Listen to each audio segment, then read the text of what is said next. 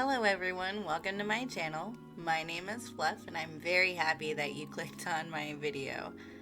I am going to be playing today The Sims 4 Business and Hobbies. I'm really happy to have you guys come with me today. What I'm going to be doing isn't exactly playing The Sims, but I will be going over some things for the playthrough that I'm going to be playing. So I'm going to go over some of my cast settings, going to go over the build, and kind of go over the goals and rules for the playthrough that I'm going to do. So this is more like the intro video and not exactly a playthrough. So if that's something that interests you, please enjoy the rest of this video. If not, maybe you're interested in the second one. I hope to see you there. So here we have my sim, Charlie Green. She's a new tattoo artist on the scene. And I mean really new. We don't have any skills in that yet. But this is just going to be going over her outfits more so than her skills. So this is going to be her everyday type of an outfit. And we've got this one for when she's feeling a little bit more staying home and not doing much anything else. We've got this, standard jeans and a t-shirt. We've got more of another relaxed kind of a vibe for her. But yeah, this is definitely something that I would wear. She's also going to be doing some painting, so I figured this would be a nice little relaxing outfit to use for that. And it has a little painter's kit here so she can have her brushes on the go. As you can see, I was kind of going for a more casual kind of a vibe for her. A little bit of an edge. This is more of her, feeling herself. It's still an everyday outfit, but, some days you just need to really look good when you go to the grocery store. Now, since she's a redhead, one of the things I wanted to do was kind of doing a green outfit. I always like having, a nice green to show off kind of the hair. And I know she's got, short shaved hair, but, wigs exist, so she can have a nice little braid moment. It's still a little bit sexy. I think this is from the Love Struck pack. This one's neat. This one's from the Business Chic pack, and I don't really use this pack a whole lot, but it seems kind of like a good vibe for if she has to go do a business meeting. She has something that's still a little sexy, but also, ready for the meeting. And we also have a date night outfit. You have to be able to go out and have a little fun. I didn't give her a whole lot of outfits for formal wear. I don't plan on doing a whole lot of formal, so I didn't really see the point in that. For this, it's just something really laid back. I figure if she's going to be going to the gym, she's probably not going to try to really dress up, but if she does have another outfit for that. This is for if she's got a gym boyfriend maybe, or maybe she's feeling herself that day, I don't know, but she's got a thing for color, and you'll see that in her house a little bit. Okay, we're gonna be going over to our sleepwear now. This is probably one of my favorite clothing packs that we got recently. I really love these pajamas. And we have quite a few options. We have this option, of course. A lot of my Sims tend to stay in their pajamas all day, so I figured this would be probably something that she would just be wearing all day long. This is for when she's feeling a little bit more excited, doing a little bit more. I did not realize when I first got these stockings on her that they had the line down there, and I was like, ooh, she's doing something with herself. So she's got herself a little hot number for a date night. And the opposite end of the spectrum, some days you just gotta put the hair in the bonnet, We have the days where we're relaxed and not, being sexy, but this to me screams, I'm a sexy housewife, She's not there yet, but we have goals. Now for her party look, I was trying to think of different places where she would be going to party at, and since she is a business owner, I figured some of those parties are probably a little bit more grown up. And although she does have, you know, a grown up side to her, I figured this was kind of more her beat. And she also has a little bit more of a dressed down version of the same look, and I just kind of feel like when you're an artsy type of a person, a stuffy formal look just isn't gonna fit her vibe right now. This is the swimwear that I picked out for her. We've got this cute little number. I really like it. It's from the Life and Death pack. I really like how it kind of accentuates the body. This definitely is one of my favorite kind of curves whenever it goes to swimwear, having this kind of like just a little cheeky moment. The only problem with this look is that if I want to do any like sunbathing or anything, this is gonna have tan lines everywhere. So instead of dealing with that, we have a second outfit. We have a little rainbow kind of a thing throughout some of her tattoo shop, and that's it for swimwear. Moving on to hot weather. So for this, I figured she would have a little dressy moment. I know that for formal wear, she doesn't have a dress, but this isn't really something you would wear formally. I thought about giving her like more makeup and stuff for this look, but one of the things that I thought about for her is that she's been disinherited. So having a lot of makeup actually is a problem.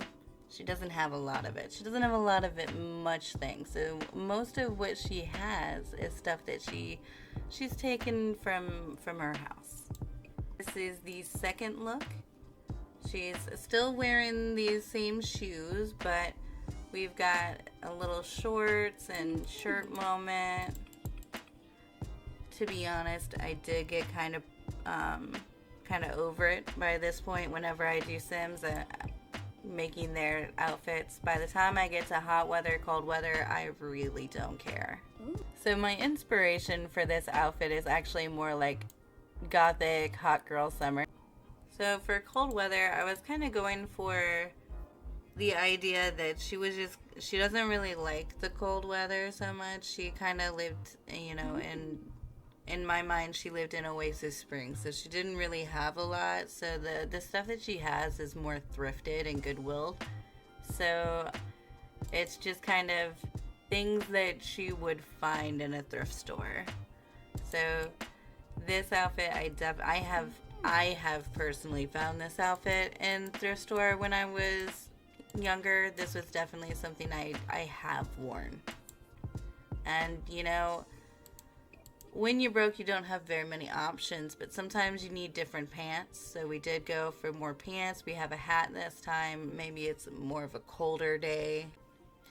But sometimes you just need to go out in the cold weather and still look hot. So we have extensions and these warm thermal leggings that we found in the thrift store. So, you know, things are going great. We're doing kind of like a mood with our makeup, so it's, you know, it's nice. We're looking good. We're trying to show off in this outfit, and that is Charlie Green's outfits.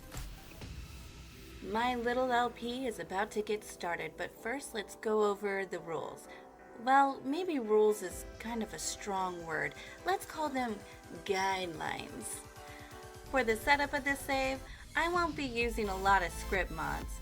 I'm currently going through a bit of a mod and CC purge, but I don't expect to stay that way forever. So I'll be using a few mods that I consider pretty standard. If you're curious about which ones, feel free to comment down below. But in the unlikely event that I try out a new mod during this mini-series, I'll be sure to point it out. No worries. Rule number 1. No cheating. Well, this one's a little flexible.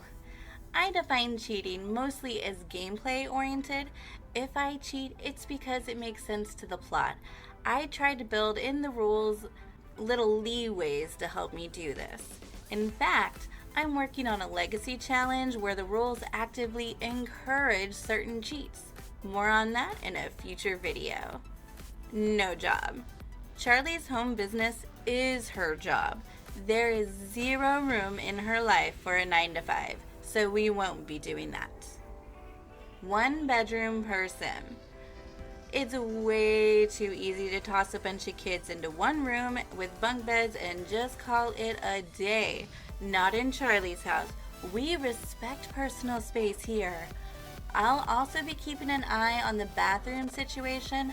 My personal rule, the number of bathrooms should equal the number of residents, plus 1 per floor. So that means that Charlie should have 3 bathrooms. Charlie's 1 person and her house is 2 floors, 3 bathrooms. No moving. Charlie is locked into living on this lot. To be fair, she can't afford to move out anyway. And by the time she's made enough money, her business will be thriving too much to bother with loading screens. No taking items from the ground floor. The ground floor is lava. I can use the items on this level, but I can't move the items on this level, and I definitely cannot sell them. Why? Well, lore-wise, I've got nothing. Honestly, it's just a housekeeping rule to keep me from cheesing the challenge and selling stuff I don't earn. Randomized pop-up windows. While the business is open, I'll get random pop-ups that affect gameplay. How I answer determines Charlie's alignment level, which in turn affects the kinds of customers that she gets. To keep things interesting, I'll be using a wheel to randomize decisions. And yes, I'll be showing you the wheel. I am going to be giving her the starting funds of $2,000. Normally with this type of challenge, I say 0 money, but for the Business and Hobbies to start the business, to register, it's $750, and then adding on the cost for materials, it just kind of starts to add up. So while I do have rules for this playthrough, I am also going to have some goals. I obviously am going to be completing the Esteemed Entrepreneur aspiration. That aspiration I have tried to complete a few times and haven't yet to fully complete it, so I'm kind of excited to finally get through it. I also want to renovate the entire 2nd floor, and all of the tattoos that she makes are going to be custom. That doesn't necessarily mean that they're going to be good tattoos. I have very little artistic abilities, but I do enjoy a challenge, and I think that this would be a fun way of pushing me out of my comfort zone and doing something a little silly, because these tattoos are not gonna look good. They really aren't. We need to set ourselves up for expectations here. Nobody's getting a good tattoo from this girl. Now for the optional goals, these are goals that I'm going to be able to do at the same time, because some of the aspirational goals for the Esteemed Entrepreneur does take some time. So I'm also going to be working on the Master Mentor aspiration and the Fabulously Wealthy aspiration. So hopefully our girl is going to have a thriving business. She's going to be rich, and people are going to adore her and come to her to learn things. That is her goal, that is her dream, and that is who we are meant to be. Here's a quick peek about what my settings are going to be for my save. For this save, we are going to have auto aging on, autonomy full, and lifespan set to normal, because everyone is on their own journey. For a little bit more specific settings, my season length is going to be 28 days. The lunar cycle is going to be 16 days. I will have storms on because I do like it when I get those extra gems and stuff from lightning, as well as the possibility that somebody might get struck by lightning and die. Hopefully not me, but somebody else is fine. And I'm also going to be limiting werewolves to Moonwood Mill. And this isn't because I don't like werewolves, it's just a cry for help to get the Sims 4 team to fix all of the occults in The Sims. I think all of them need a little bit of a rework. I think that occults like the mermaid, the plant sim, and the werewolves, that they've all just kind of been second citizen to the vampires. The vampires always get all these neat things. They get packs and packs of clothes, but everybody else doesn't get all right, and that's gonna do it on the settings. This is not sponsored, but if you're anything like me, then you're always looking for something to place your legacy on. Using a traditional family tree just doesn't quite work usually because the Sims are a little bit crazy when it comes to families. And the people behind the SimsTree kind of understand that. They are definitely Simmers in the community because they have utilized some of the most interesting aspects of the Sims and put it in here. You can customize your sim tree to how you like it with different types of backgrounds. You can edit the photos. There's a whole community that you're able to talk with and get their trees, and you can, show off your own. You can import a family tree to save it for the future if you want to just, keep the memories. But on their website, they do have this pre-made one where it kind of shows you a little bit of the options that you have. I really like the way that they did their customized background, showing like some of their pictures and stuff. You're able to upload your own picture as a background, and you're able to use them for the portraits as well. You're even able to customize down to these type of relationships that they have, and you can edit it, and it'll show their sim cards, which is just the cutest name. And if you go on there, you can see their profile. You can have a gallery of different pictures to choose from, and that I think is really cute that you can see like memories from the sim. You can also utilize a diary for them. I don't think this example shows any diaries, but on my dynasties, I do definitely utilize that aspect because I like to do some storytelling. You can customize the occults. You can create your own occults for your like lore and your own story play, and I think that's pretty cool. You can change the pictures that they have for the occults. Like there's just really a lot that you can do, and you can have like an airline as well, which is really helpful in legacy gameplay. I like to do kind of the roundabout legacies where like you're visiting the entire families and watching their dynasty grow, and it becomes this huge thing which can get congested, which is neat that they have this like expandable option where it creates just a small little side step where you can see some of their side views. And it's just, it has come along since I started, but they are definitely listening to their community and adding features and anything that you could want, they're gonna add. It's really nice. I really admire the creators and the people who are behind it. So if you are a legacy game player, I definitely recommend checking this out and using it. They are currently doing a thing where if you use them in your video and mention them, that they can give you pro for a year, but I would recommend them even if they weren't doing that. I highly recommend them. They also allow you to do the stats on there, which I'm going to be using throughout my legacy gameplay as a graphic in my videos. So you can use them as a tool, and I just love that. I used to use James Turner's Super Sim to be able to keep track of that, and while that is a fantastic tool, James Turner is the best, but this just kind of, I can do it for more Sims at a time, and I don't have to like import and export all the time. This just keeps everything centered and together, and whenever I'm done with the generation or the dynasty, I don't have to think about them again. Alright, this is the shop. It is the Old Salt House in San Myshuno. So this is Charlie's shop. Her parents did do a lot of the renovations, at least for the downstairs. The upstairs, however, has not really been touched. The last tenants who lived there did leave some of their well, you could call it furniture, but I'm not exactly sure if it is exactly furniture. They left stuff upstairs, and we will be using it until she can afford to have other furniture. But this is the same exterior walls of this build. I didn't change the exterior walls. I wanted to kind of keep that feel of it being the exact same building.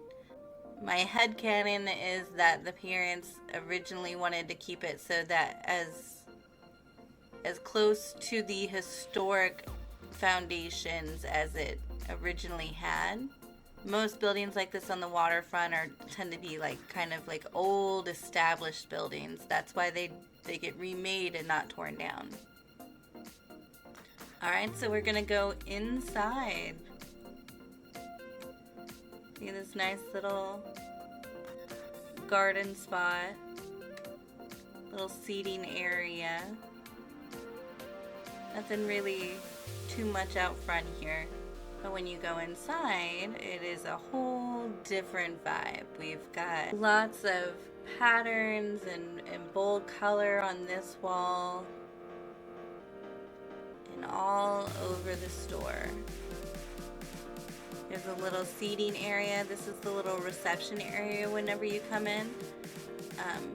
Whenever you come in and get, a tattoo, usually there's a little like reception area, seating area, and Sims don't really do a front desk, but they do utilize bars. So I figured having this little mini bar here instead of a front desk just kind of fit better. Plus, without using like base menthol, the drinks that they have from there are a juice drink. So, getting a little juice cocktail while waiting for a tattoo is not too bad. And these books here, they're supposed to represent like the catalog where you could pick out different tattoos and inspiration and kind of figure out what it is that you want. And the drawings on the wall, of course, are sketches. And then you go up here for a little bit of privacy to get your tattoo. We have just this little area here. A little mirror to kind of show off how your tattoo is. This is the merch area. We don't have anything on the shelves just yet because we haven't even opened yet. Downstairs has exclusive use of these trash cans, mostly because I don't want to have outdoor trash cans because I am tired of people kicking them over. It really upsets me, and so I don't use them in my belts.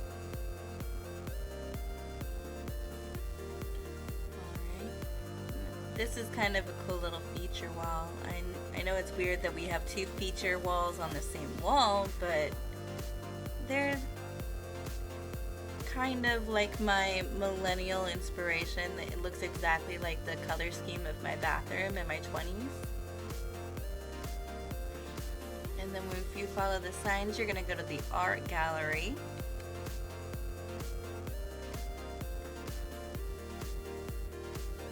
Now if you go through this door, you'll go out to the back, which is another, emergency exit.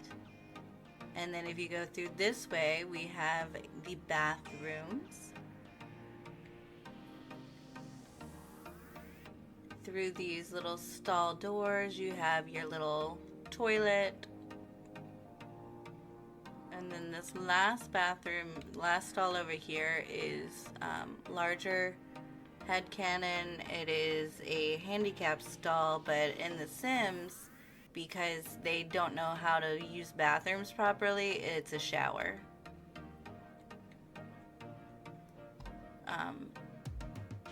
I don't know why Sims don't know how to use the bathroom, but they don't.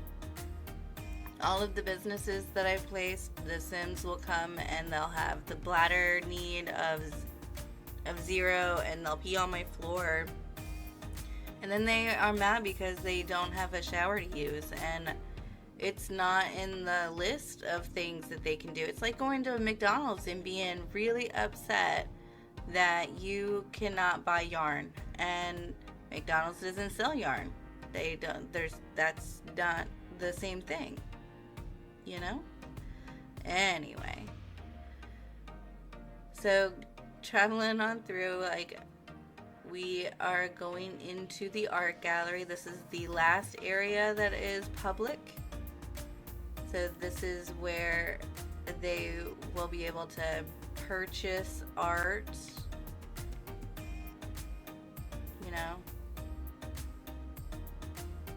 or view it.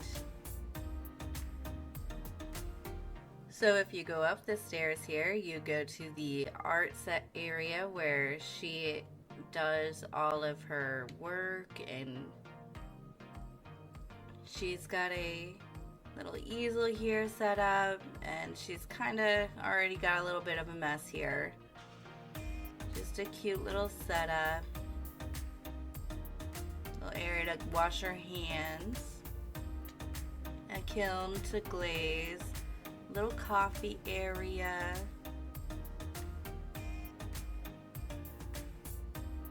This is her office underneath the stairs with light switches that go to everywhere in the downstairs. That's how you manage all the lights here, because I didn't feel like putting light switches everywhere, but I did feel like they should be there somewhere. And that is the downstairs. So we are going to go upstairs, but when you go up the stairs, you do get to see the aquariums that I built up here. But we have this little hallway here. And if you look in the original layout of this place, this is how the original layout was. So I kind of figured that whenever they were getting ready to do the renovations, they had taken it down to the studs of it. And I really couldn't showcase that with the paint, so I used just the drywall here. It's really not much to look at whenever you first come in. You come in and you have the little kitchen here with the old used appliances. Little conversation table, I guess. We have two of them. Little TV area. So she's not gonna be bored. She's got everything she needs here. So this is the bathroom. I'm not exactly sure why there's a big old stain on the floor or exactly where the toiletries went, but I can tell you that there's not anything here. And she's gonna have to buy it all. But she still has her makeup. This is all she's got left of makeup, which is why she doesn't wear a lot of makeup, because this is it. Poor thing. Nothing up here to call her own, but she does have a shower downstairs that she can use, so she's not gonna go stinky, but it's, it is public. And this is her bedroom. Little air mattress and a camping tent, a fan that we've all used to keep ourselves sane in the worst of apartments. And this is the other side of the room. There's not much here, just her suitcases and clothes and a lamp that she found in the trash. That's all she has. Minus all of this stuff down here. She has all of that stuff too, but this is all hers. While all of that I don't get to mess with. I'm not gonna mess with anything down here. I'm not gonna sell anything down here for the challenge, because really I could just sell everything from down here and then remodel up here and the challenge done, well, the renovation part of the challenge, but we're not doing that. That's not the spirit of the challenge, so to speak, So this is the last portion of it. This is the last place that they did anything to. This is the outside patio where she would be able to sit out and enjoy the fresh air or take in the sounds from the park across the street here. This is where they have the fairs and stuff. There's always something going on in here. There's always something to go buy and eat and drink. There's always something. So she's very busy, and I cannot wait to see exactly what she gets up to. Okay. Now that we've met Charlie and gotten a taste of her personality, it's time to dive a little deeper. So sit back, get comfortable, and enjoy this little slice of lore behind my Let's Play miniseries. Who is Charlie? What makes her tick? Sure, The Sims team lets us plug in likes and dislikes, but what drives her? The answer? Well, that's exactly what we're here to find out. I've loaded Charlie up with a variety of preferences, plenty of likes, a few dislikes, but what really makes a sim interesting is their driving force. And that's where the player comes in. That's the whole premise of The Sims, really. Well, that and playing dress up and redesigning your kitchen 17 times. Anyway, I've spent some time thinking about where Charlie came from and what brought her to this particular moment in our simulation. Charlie Green, born Lavina Thompson, grew up in the sun-baked town of Oasis Springs. Her parents harbored a deep distrust of the modern world. They were always complaining about how their town had gone downhill after the land grab started snapping up property. So, in true tinfoil hat fashion, the Thompsons decided homeschooling was the best route for little Charlie. Her curriculum? Heavy on cooking, baking, handiness, and writing. As for things like rocket science and video games, completely unnecessary. She didn't even lay eyes on a computer or TV until she turned 18. By the time she was officially an adult, Charlie begged her parents to let her breathe. After months of discussion, debate, and strategic compromise, she came up with a plan. Charlie told her parents that sitting around the house all day wasn't helping the family in any meaningful way. Their usual rebuttal, "We don't need more income," was quickly dismantled by her masterstroke of logic. How do you expect to have grandbabies if I never get to meet anyone? Her parents, both celebrated and reclusive artists, were notorious introverts. They even hid from each other most of the time. While this meant that they were always home to raise Charlie, it also meant they had done absolutely nothing to address the grandchild situation. Charlie knew they wanted the family line to continue, and the threat of that line ending, just because they refused to open the front door, seemed to do the trick. So they bought the old salt house and began renovations. Charlie worked closely with the contractor, shaping the place to match her vision.